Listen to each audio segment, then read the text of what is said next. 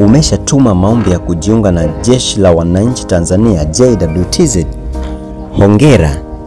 Lakini je, unajua kinachofuata? Kama hujui, usihofu. Video hii ni kwa ajili yako. Baada ya kutuma barua yako ya maombi, hatua ya kwanza ni kusubiri. Maombi yako hupelekwa kwenye idara ya usaili wa JWTZ kwa ajili ya uchambuzi wa awali.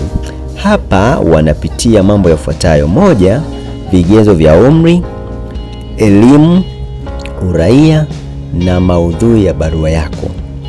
Wanaangalia pia kama barua yako imewasili kwa wakati na kama nyaraka zote muhimu zimeambatanishwa. Sehemu ya pili ni kupata wito kwa ajili ya usaili. Waombaji waliokidhi vigezo hupata wito wa usaili au interview. Hii hutangazwa kwa njia rasmi kama vile tovuti ya JWTZ au magazeti, ofisi za wilaya au makao makuu ya JWTZ. Kwa baadhi ya maeneo, ujumbe unaweza kufika kupitia barua au simu. Wito huu huambatana na maelekezo ya mahali pa kufanyia usaili, tarehe na muda. Pia vitu vya kuandaa kama vile vyeti na vifaa binafsi.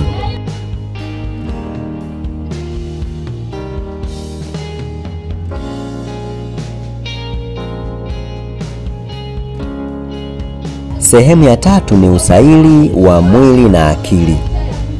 Katika hatua hii, waombaji hukaguliwa kwa afya ya mwili na akili, maumbile ya mwili kama vile urefu na uzito, nidhamu na uwezo wa kufuata maelekezo.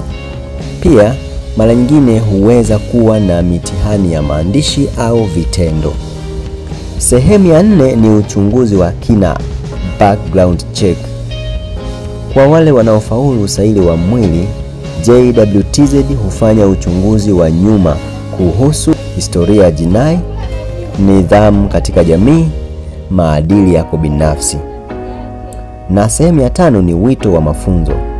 Ukiwa miongoni mwa waliopita hatua zote, utapokea barua ya wito wa kujiunga na mafunzo rasmi ya kijeshi. Hapo ndipo safari ya kuwa mwanajeshi wa JWTZ inaanza rasmi. Kwa hiyo usikate tamaa baada ya kutuma maombi. Endelea kuwa na subira, ufuatilie taarifa na kuhakikisha uko tayari kimwili na kiakili wakati wowote. Safari ya kuwa mwanajeshi inaanza na hatua moja. Kuwa tayari kila hatua.